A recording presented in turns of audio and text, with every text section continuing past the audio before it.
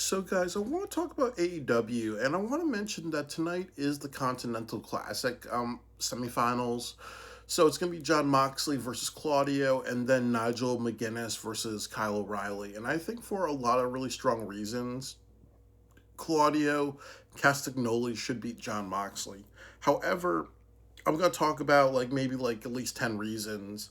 But I think the first reason is that it's very, very predictable for John Moxley to win. And I've also said, too, that I really hate tournaments where, you have a champion who it's like their title is on the line and then you end with the same champion. They already did that 2 years ago with Okada.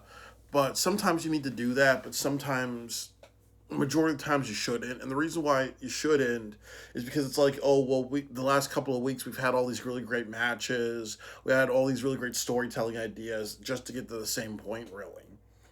So I feel like John Moxley is just the same old shit, really. There's really no progression. The next big reason that I would say as well is that I think that the end result is very predictable. That the end result is going to be John Moxley versus Nigel McGuinness. And the reason why they want to do that is because for two reasons. That Nigel McGuinness is from the United Kingdom, and the other part of it is that Will Ospreay is also from the United Kingdom as well, really. So probably it's gonna, because there's three UK people. There's like three or four UK people on the show tonight, on that show. So you're gonna have the Brawling Birds versus Megan Bain and Camille, if I'm correct, and you're probably gonna have them win, because you're gonna have them win. You're gonna have Will Ospreay win, so that way he and his wife are holding titles in the United Kingdom, and then you're probably gonna have Nigel McGuinness lose to say, hey, all the Brits are not gonna win tonight, really, just to show the audience, hey, we're not gonna be so biased, really. So that's probably why Nigel McGuinness is gonna be in the finals, is to say, hey, he goes far, he's gonna go far, but not as far. But we also can't make it so it's like, oh well, only UK people are just going to win in the UK, really. So that's why I think he's going to do that. And then the other issue is that Moxley winning is very predictable because more than likely it's just going to continue the Death Rider thing. And I also think that you have to wait until World's End to see if they're gonna mutiny on John Moxley. So I think that another issue with a lot of these matches for All In is I think they're all kind of predictable. They're all like the same storyline and feud. Like there's no really new variation or anything like that, really. So I really think that AW needs to take some dynamic risks or creative risks, or switch things up a little bit, like either at the show or before the show. And I think that if you really want to make headlines, what you should do, and I think the third thing I'm gonna say is they should just take some creative risks, really. And I think the third thing they should do is that if you have Claudio beat Moxley, you can do something where the Death Riders beat down John Moxley, and then what you do is in the Casino Gauntlet match, you can put Claudio, you can put Pac in it, you can put, you can just put Pac in it. There's really just Pac and Claudio and John Moxley are really the only legitimate people. Like Wheeler Yuta is not legitimate, in my opinion, and then also Daniel Garcia. Like, do you really think they're going to be future world champions? They have not done enough building of them, really. So you do something where Pac is in the Continental, is in the Casino Gauntlet. John Moxley comes out through the crowd or whatever. He ambushes him. He beats his ass, and then maybe you see MJF, and and then John Moxley's like, and then walks back. Then MJF gets the pinfall on Pac, really, just to say, hey, not only did you screw me over, I screwed you over, and I embarrassed you around in front of 45,000 people. I think that'd be a more interesting story to kind of set up some heel heat and everything like that. But I also think that the fifth thing, and maybe the most important thing, is that you can tell a big story with Claudio. He can say things like, okay, you know what, we've been palling around with Moxley for a very long time. He was also promising us that we would win titles. And he gonna say something like, I'm a little sick of, it always being about me. I see Moxley, always acting really crazy. He acts more crazy when he's talking to Renee and whatever. I feel like it's the John Moxley show. You see how he's in every segment. I don't see a leader that cares about my best interest. He cares about me being a lackey. He cares about us being a lackey, and I'm a better leader than Death Rise. You can say something like, "My goal is to make sure everybody in this group has a championship, and this is what we're going to do. We're going to go after championships, and if anybody loses a championship match or whatever, they get a beating from me, really." And then you do something where you can set up Claudio versus Will Ospreay. You can set up for AEW Grand Slam France because we know that Claudio speaks multiple languages. You can set up possibly the TNT Championship, with Kevin Knight versus Pac. You can do heel versus heel, or you can do Darby Allin versus Pac, or you can do um, the international title. If you put it back on Takeshita, you can do Takeshita versus Pac, or you can do Claudio versus Pac, Claudio versus Takeshita, or you can do like somebody else in that group, really. Like as I mentioned, it's really just it's really Pac and Claudio and John Moxley, really. Are like the really only people that are like draws, really. But you can kind of make it so like it's either Pac, John Moxley, and Claudio going after different titles, or one of them's about to win and another person screws them over, or other things like that, or like I said about Marina Shafir. Like, one bad thing about Marina Shafir, in my opinion, is that she should have had a feud with Willow Nightingale, because last year they had the Anarchy in the Arena match in Arizona, and then you saw Willow and Marina kind of mess it up a little bit. What would happen if the TBS Championship was on the line?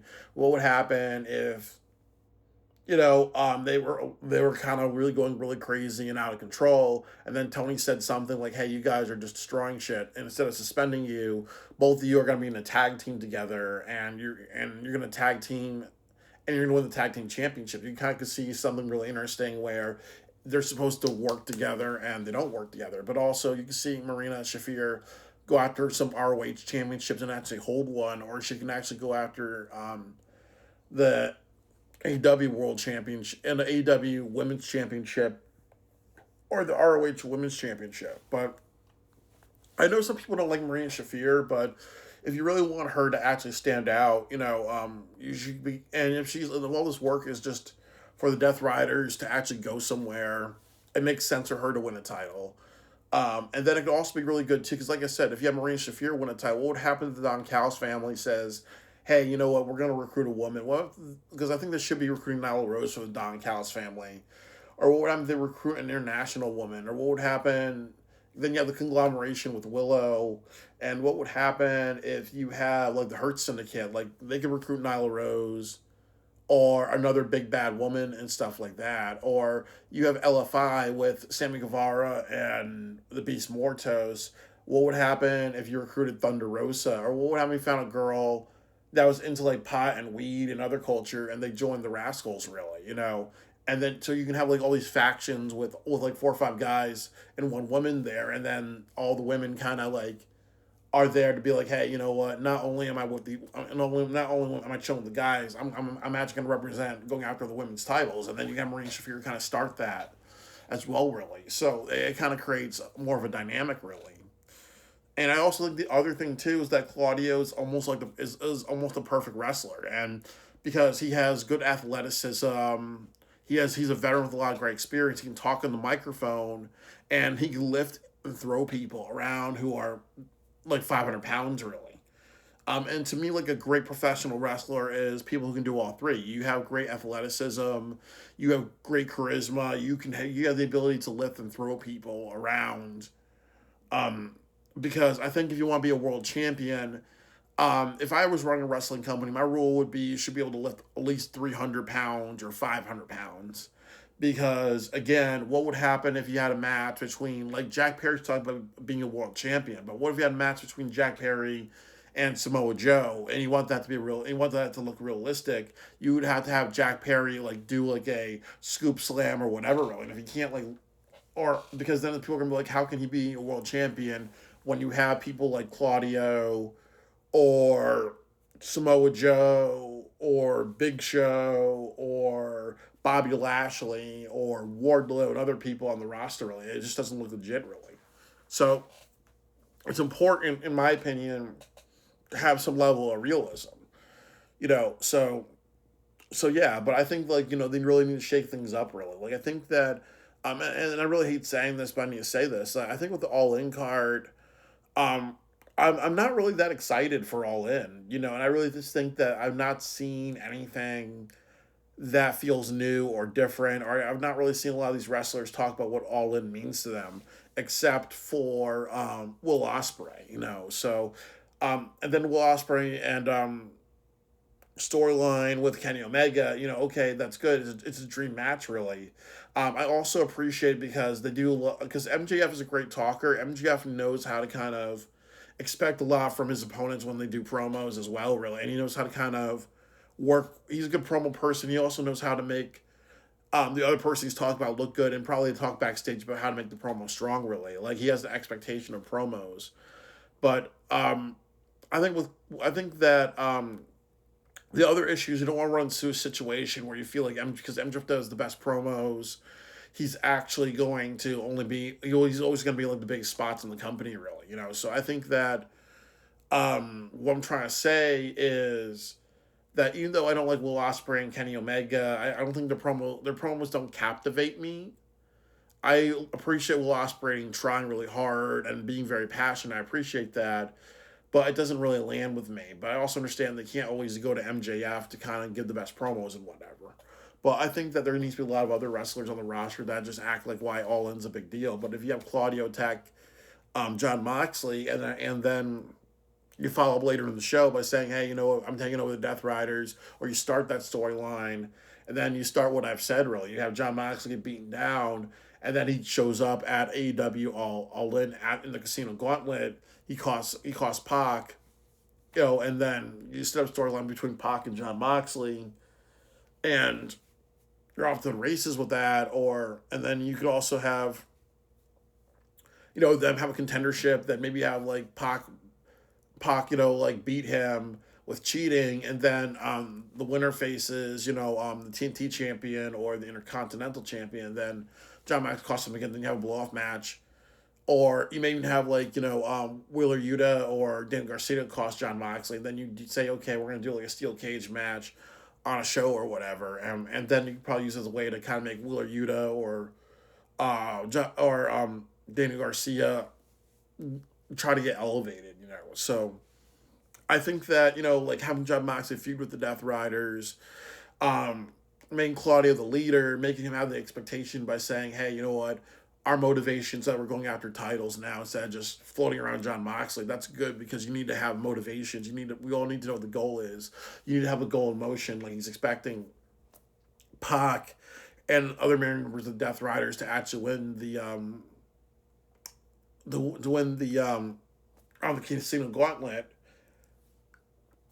And in the Casino Gauntlet, you end up having John Moxley cost them, and then you're off to the races with that, really. I think that that's the way to do it. And then over time, you have them win titles and even tag team titles or whatever, really. Like, there's a way to kind of, really take the Death Riders and make them a formidable faction, or make them a faction that win some titles, and then it's like, okay, hey, they've actually are accomplishing something. They're not just floating around, because that's one big problem with AEW that's one of the big issues that a lot of people are talking about, is that the worst thing they do with factions is that their factions don't matter. They just sit around, float around, like the Rascals. It's really sad to me because there could have been this big storyline about how the Rascals, um, that could be winning. They're doing great on Collision. They're doing great every single week. And then they say, hey, you know what? We've proven ourselves enough. We want to show up at All In. And then you put the Rascals in at All In. And what does that say? They were in TNA wrestling for a long time. They've not really mattered, but now they're on the big show. They're instead of being around like 8,000 people, because that was the biggest audience they ever drew in TNA wrestling. Now they're around like close to 45,000, people. That's a story for that faction. Or you can look at something like the Bang Bang Gang. Um, Same exact thing. What would happen if they're all about helping Jay White become champion, or they're about going after the trios title long term instead of this, welcome back storyline they've done with Jay White? What about the Don Callis family? Like, the biggest issue they have is infighting, And that's good for groups to have infighting, but they do it to an extreme, and it's like you have so many other members in that fucking group who don't go after titles, um, or just background figures. So you need to do more with them. But a lot of the factions in AEW just are, well, this person's part of this group, and that be that really. So that way they're either walking down to the ring with somebody, they're either interfering, they're either having like maybe a 2 or 3 minute match, or whatever really. So it does get to a point, I think, in my opinion, that you need to create some di- some dynamism. If I'm using, you need to create some you need to create some dynamics. You get to put things in motion really. And I think like you have to do it with all the groups. But the biggest thing that you do, in my opinion, is the biggest thing that you can do with this is that you can have the Death Riders turn on John Moxley and do it tonight, really. And then also too, tonight is the most important show of the year because they're in Scotland. They have 40. I think they're around like 40,000 or a little bit more than 40,000, maybe like around 43,000. And Wembley Stadium holds 90,000 people, so they're at the 50% mark, and that's not good. You need, like as I said, if they got like 70,000 or higher, I would say that's a pass, really. But you're halfway full of one of the biggest arenas in the world. That's not good. Because what about the other 45,000 seats? Well, what if there were more stories or more dynamics? There's more like, oh, look at this shit. Look at this, like putting shit in motion type of thing, really. So so yeah, I mean, AEW has to do a lot better with that. They have to have a higher standard with just putting things in motion. But I think they can make a really big creative risk tonight if they did care to do so.